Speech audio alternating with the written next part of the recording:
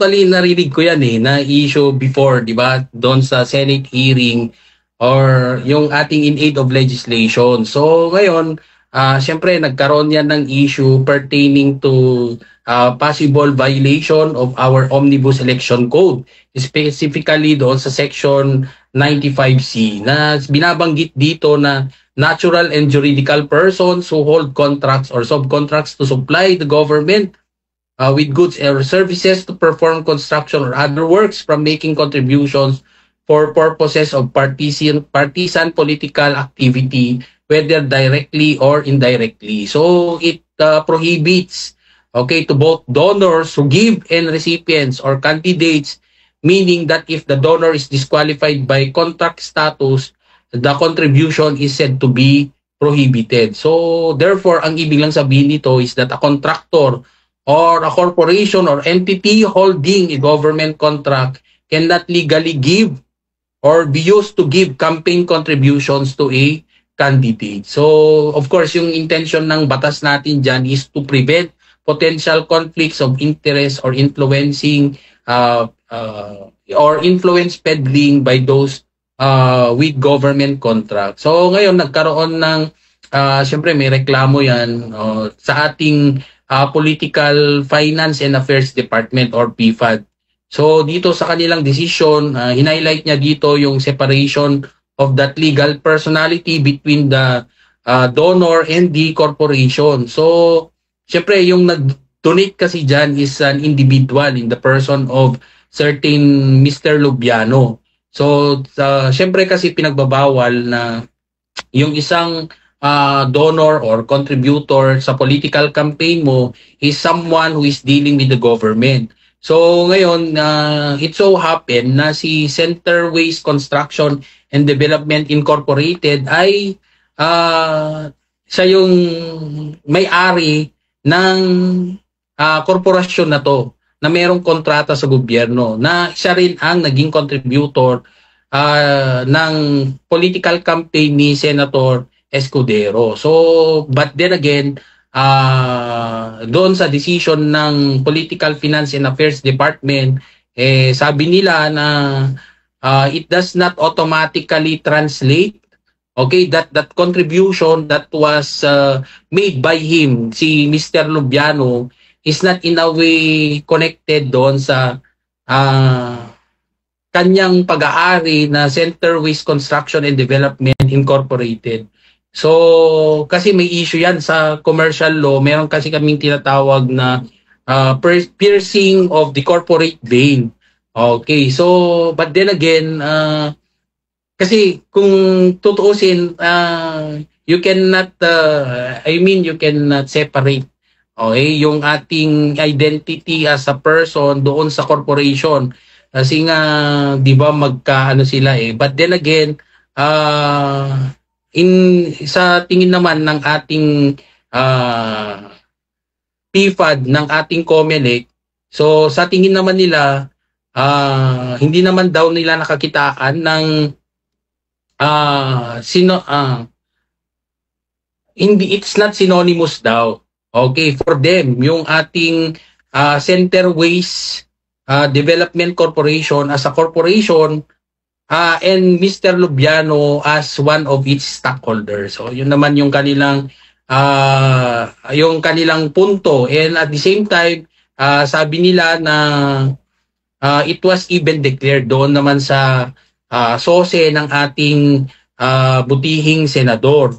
So he made to be transparent, particular to that donation that was made, and it was shown that there is no prima facie violation of the Section 95 of the Code. Kasi nga, the donation was from a natural person in his private capacity and not from that contracting entity na yun yung Centerways Construction and Development Incorporated. So, hindi daw nakitaan yan. So, there is no breach to mention as to Section 95. So, sabi ng PFAD would be hindi daw ito form of violation. So, but then again, yun nga, that is just the decision of that department. So, wag naman conclusive yun. although at this point conclusive yon sa part ng department na yon, kaya lang doon sa petitioner can always ask for what we call they can petition, okay, to appeal for that decision. Kasi yung ginawa naman na decision ng ating PFAD is just a COMELEC department. Okay, so it's not yet a final COMELEC decision. So pwedeng mag-file for a motion for re-evaluation or can be possibly appeal for the COMELEC and bank. So yun naman yung pwedeng remedy dyan. So wag naman, it's not yet considered to be final. Kaya at this point we need to respect that decision, but then doon sa mga petitioners, okay, questioning, okay, the legality of that donation, pwede naman nilang gawin sa ating COMELEC, okay, through that COMELEC and bank.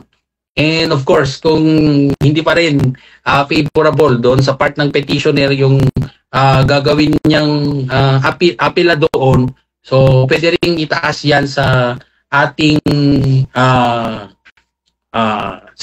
Court of Appeals and eventually to our Supreme Court. So sa punto na to, hindi pa naman yan final yung decision na yan. So they can always, yung sa petitioner, they can always elevate to COMELEC and bank. Okay, so wala namang at this point yun ang kanilang decision, and of course we cannot question. Okay, but then again, merong always a remedy on the part of the petitioner. So syempre, although many of us is not we're not happy with that pronouncement ng ating yung ating PFAD, but then again, as of this time we have to respect it, but definitely hindi naman to ending kasi there can always be a motion for re-evaluation or appeal to the COMELEC and bank para magbigay naman sila ng kalinawan tungkol dito. So hindi pa naman yan end. So kasi simula pa lang yan. So we have to wait and see kung ano man ang decision ng ating mas mataas na hukuman tungkol dito. When meron attorney kasi natutuusan na kadeto yung banag akat sino ka di? DJ question, sino ka di no Lubiano to Center Ways? Ket no bagadang separate isuna ka DJ akat haantay nga maliklikan nga connected lata bagi na nga ro DJ ken anati source DJ income na ang ipaggapuan di kwartana nga nangi nga naggapuan di kwartana nga inted na or indonate na itibya nga ni Senator Chis Escudero di nga min. Okay, yes. Yes, ma'am. So yung mga question naman dito, so you really have a point. Okay? So tayo naman, siyempre, we have our own opinion regarding this. So, but then again, as of this time, ayan kasi ang kaisipan ng ating PFAD. So, wala naman tayong magagawa. But then, let's wait and see sa ating petitioner. So, tayo lang ay isang normal na individual. We even question it. So, malamang yung mga petitioner din tungkol dito would really make a move, okay, to get a better decision sa ating mas mataas na hukuman. Yes, attorney. Okay. Anyway, attorney, thank you so much. Amok nga darating mo na rimaan nga kumikumoy so nga sang kabasit lang iti dati sa ludsud. Thank you so much, attorney. Kita sapay tati sumaran tuman nga tupikon ket makadkadwada ka, attorney. Yes, ma'am. My pleasure, ma'am. Okay, so rin mga kabongon ni attorney Kid Castro.